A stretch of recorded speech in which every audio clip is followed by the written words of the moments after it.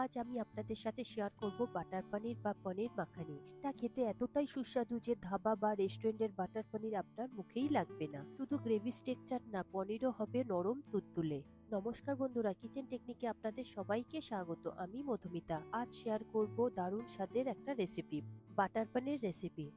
Butter পনিরের জন্য আমি এখানে 400 গ্রাম পনির নিয়েছি। এটা ফুল ফ্যাট দুধের পনির নেবেন, এতে করে তাহলে খুব সুন্দর সফট হবে। এরপর পনিরগুলোকে আমি পিস পিস করে নেব।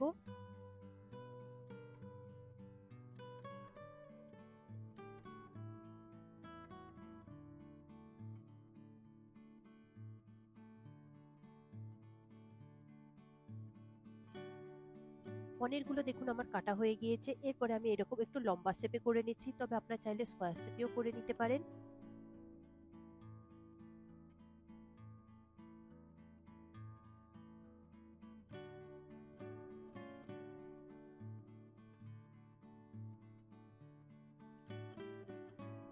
দেখুন সমস্ত পনির কাটা হয়ে গিয়েছে। দেখুন পনিরটা এখন যতটা সফট রয়েছে, পরে আমি দেখিয়ে দেবো আরো কতটা সফট হয়ে যাবে। এরপর পনিরগুলোকে একটা বোলের মধ্যে আমি তুলে নেব।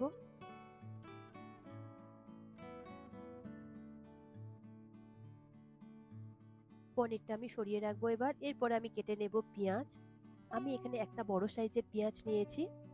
পেঁয়াজটাকে এবার বড় বড় টুকরো করে আমি একটু কেটে নেব, তবে খুব বেশি মোটা করে কাটবেন না, একটু পাতলা করেই কাটার চেষ্টা করবেন।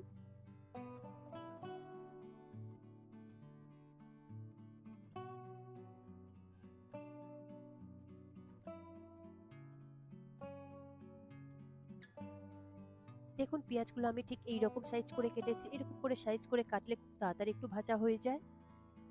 এরপর পেঁয়াজগুলোকে একটা বোলের মধ্যে আমি তুলে নেব। দিয়ে তারপরে এই বোলটাকে আমি সরিয়ে রাখবো। এরপর নিয়েছি একটা বড় সাইজের টমেটো। টমেটোটাকেও ঠিক একই রকম ভাবে আমি কেটে নেব, একটু ছোট করে কেটে নেব যাতে তাড়াতাড়ি গলে যায়।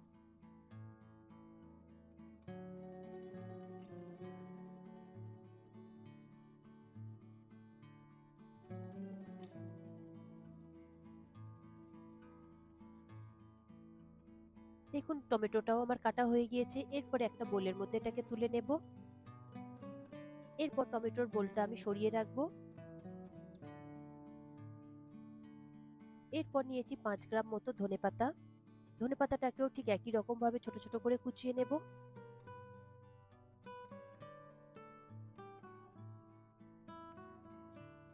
দেখুন ধনেপাতাটা কুচানো হয়ে গিয়েছে। এরপরে আমি এটাকে একটা বোলের মধ্যে তুলে নেব। নিয়ে এটাকে এবার আমি সরিয়ে রাখবো। নিয়েছি একটা কাঁচা লঙ্কা। কাঁচা লঙ্কাটাকেও ঠিক একই রকম ভাবে কুচিয়ে নেব, তবে বাটার পনিরে খুব একটা বেশি ঝাল হয় না।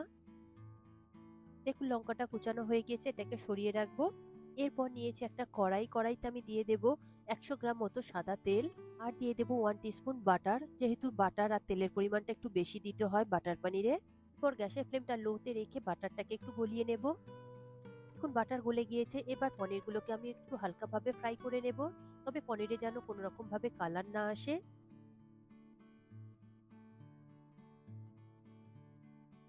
এরপর পনিরের উপরে দিয়ে দেব হাফ চা চামচ নুন, আর দিয়ে দেব 1/4 চা চামচ লঙ্কার গুঁড়ো।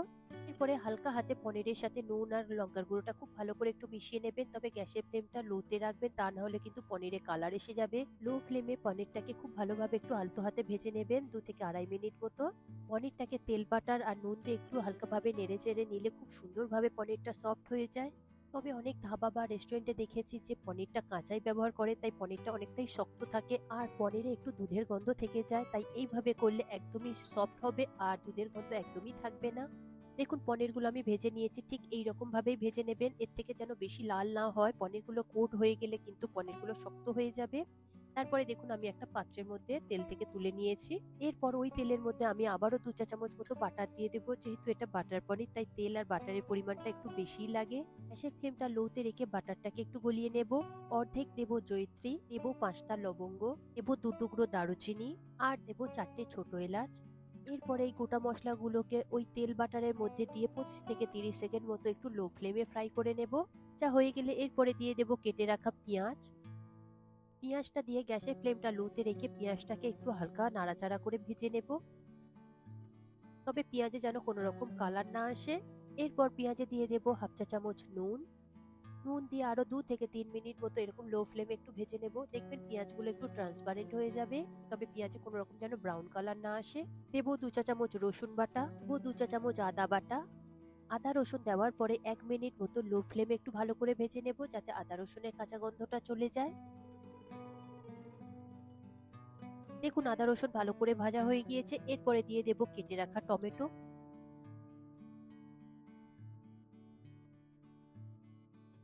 আর দিয়ে দেব কেটে রাখা কাঁচা লঙ্কা, দিয়ে দেব কেটে রাখা ধনেপাতা। পর হালকা ভাবে নেড়ে চেড়ে নেব, নিয়ে টমেটোটাকে একটু ভালো করে গলিয়ে নেব।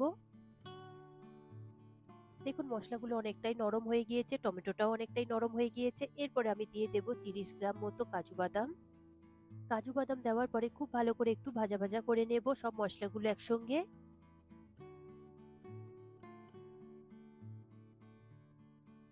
দেখুন মশলাগুলো খুব ভাজা ভাজা হয়ে গিয়েছে। এরপরে দিয়ে দেব 2 চা চামচ কাশ্মীরি লঙ্কার গুঁড়ো।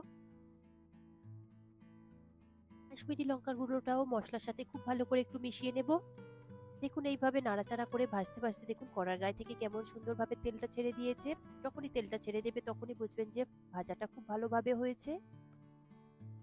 মশলা থেকে তেল ছেড়ে দিলে এরপরে দিয়ে দেব 150 ml জল। জল দিয়ে মশলার সাথে খুব ভালো করে একটু মিশিয়ে নেব। তারপরে এটাকে আমি ঢেকে দেব, দিয়ে 4 থেকে 5 মিনিট মতো একটু লো ফ্লেমে এটাকে সিদ্ধ হতে দেব। 5 মিনিট পরে ঢাকা খুলে দেখছি, দেখুন গ্রেভিটা কত সুন্দরভাবে তৈরি হয়েছে, খুব সুন্দরভাবে মশলাটা সিদ্ধ হয়ে গিয়েছে। তবে এইভাবে গ্রেভিটা বানালে এর টেস্ট আর টেক্সচারটা খুব সুন্দর আসে। এরপর গ্যাসের ফ্লেমটা বন্ধ করে দেব, দিয়ে একটা পাত্রের মধ্যে এটাকে ঢেলে নেব, নিয়ে এটাকে ঠান্ডা হতে দেব। তবে আপনারা যদি কাঁচা পেঁয়াজ আদা রসুন বেটে ডিরেক্ট যদি সেটা গ্রেভি বানান, তাতে কিন্তু স্বাদটা ততটা সুন্দর আসে না। এইভাবে একবার গ্রেভিটাকে রান্না করে বানিয়ে দেখবেন, এর টেস্টটা সত্যি অসম্ভব সুন্দর আসে, একদম আলাদা আসে। এখন গ্রেভির মশলাটা আমার ঠান্ডা হয়ে গিয়েছে। এরপরে একটা মিক্সিং জারের মধ্যে দিয়ে একটা স্মুথ পেস্ট তৈরি করে নেব। তবে মাঝের মধ্যে অল্প করে একটু জল দেবেন। আমার এখানে টোটাল মোটামুটি 150 ml মতো জল লেগেছে। তবে জলটা আপনারা একসঙ্গে দেবেন না, অল্প অল্প করে দেবেন। প্রয়োজন হলে অল্প অল্প করেই এইভাবে দিতে থাকবেন। দেখুন কত সুন্দর একটা স্মুথ পেস্ট তৈরি হয়েছে, এতে টেক্সচারটা খুব সুন্দর আসবে, আর এতে টেস্টটাও খুব সুন্দর আসবে গ্রেভির। পর ওই কড়াইটা হাই ফ্লেমে দিয়ে তার মধ্যে আমি ঢেলে দেব পেস্টটা। এরপর খুন্তির সাহায্যে খুব ভালো করে একটু নাড়াচাড়া করে নেব, যাতে গ্রেভিটা কড়ার গায়ে না লেগে যায়। তারপরে গ্যাসের ফ্লেমটা মিডিয়ামে করে দেব। এরপর 100 ml মতো জল নিয়ে আমি মিক্সিং জারটাকে ভালো করে ধুয়ে এতে দিয়ে দেব। যেহেতু মিক্সিং জারের মধ্যে অনেকটাই মশলা লেগে রয়েছে, জল দিয়ে লো ফ্লেমে খুব ভালো করে একটু ফুটিয়ে নেব। দেখুন কত সুন্দরভাবে ফুটে উঠেছে, তেলগুলো আস্তে আস্তে ছাড়তে শুরু করেছে। এরপরে আমি দিয়ে দেব 1 চা চামচ চিনি। চিনিটা দিয়ে খুব ভালো করে একটু মিশিয়ে নেব। দেখুন ভালোভাবে মিশানোর পরে কত সুন্দরভাবে স্ট্রাকচারটা চলে এসেছে। এইভাবে গ্রেভিটা 5 থেকে 6 মিনিট মতো লো ফ্লেমে একটু ফুটিয়ে নেবেন। এরপরে আমি দিয়ে দেব ভেজে রাখা পনির। পনিরগুলো দেখুন কতটা সফট হয়েছে ভাজবার পরে। আপনারা এইভাবে একটা আলতো হাতে ভেজে নেবেন। আপনারা যদি ডিরেক্ট কাঁচা ব্যবহার করেন তাহলে একটু শক্ত থাকবে, আর ভাজবার পরে দেখুন কতটা সফট হয়ে গিয়েছে। এরপর পনিরগুলো গ্রেভির মধ্যে দিয়ে দেব।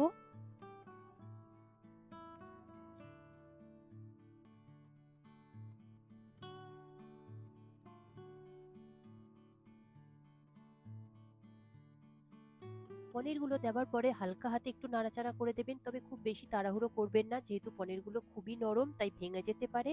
2 থেকে 3 মিনিট মতো এইভাবে ফুটিয়ে নিয়েছি, গ্রেভি থেকে তেল ছাড়তে শুরু করে দিয়েছে।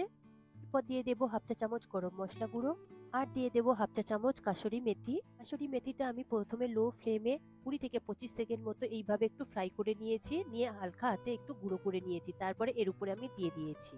এরপর গরম মশলা আর কাসুরি মেথিটা খুব ভালো করে গ্রেভির সাথে মিশিয়ে নেব। কাসুরি মেথি দিলে এর ফ্লেভারটা খুব সুন্দর আসে। এইভাবে লো ফ্লেমে আমি আরো 3 থেকে 4 মিনিট মতো ফুটতে দেব, যাতে গ্রেভিটা খুব সুন্দরভাবে একটু ঘন হয়ে আসে আর তেলগুলো যাতে ছেড়ে দেয়। এখন তেলটা ছেড়ে দিয়েছে উপর থেকে। এরপরে দিয়ে দেব 75 গ্রাম মতো ফ্রেশ ক্রিম।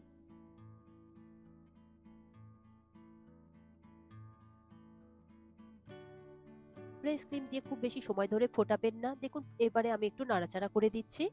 এখন গ্রেভির সাথে ফ্রেশ ক্রিম ভালো করে মিশানো হয়ে গিয়েছে। এরপরে উপর থেকে দিয়ে দেব 1 চা চামচ বাটার। বাটার দিয়ে গ্রেভির সাথে খুব ভালো করে একটু মিশিয়ে নেব। 1 থেকে 1.5 মিনিট মতো একটু লো ফ্লেমে রেখে দেব। দেখুন মিশানো খুব ভালো করে হয়ে গিয়েছে। এরপরে গ্যাসের ফ্লেমটাকে আমি বন্ধ করে দেব। বন্ধ করে দেওয়ার পরে এটাকে একটু 10 মিনিটের জন্য স্ট্যান্ডিং টাইমে রেখে দেবেন, এতে করে খুব সুন্দর ফ্লেভার আর টেক্সচারটা খুব সুন্দর আসে। তারপরে দেখুন আমি একটা প্লেটের মধ্যে সার্ভ করে নিচ্ছি। কত সুন্দর টেক্সচার আর ফ্লেভারটা এসেছে, কালারটাও খুব সুন্দর এসেছে। একবার হলেও প্রতিটা স্টেপ বাই স্টেপ এইভাবে বাটার পনির বানিয়ে দেখুন, কিংবা রেস্টুরেন্টের বাটার পনির আপনার মুখেই লাগবে না, এর টেস্টটা এতটাই সুন্দর হয়েছে। আপনারা এটা রুটি, পরোটা, নান, পোলাও যে কোনো কিছুর সাথে খেতে পারেন। ভীষণ ভালো টেস্টি আর ভীষণই সুন্দর লাগে খেতে। তবে আজকের মতো এই পর্যন্ত, আবারও দেখা হবে অন্য কোনো রেসিপির সাথে। সবাই ভালো থাকবেন, সুস্থ থাকবেন আর ভিডিওটি পুরো দেখার জন্য অসংখ্য ধন্যবাদ।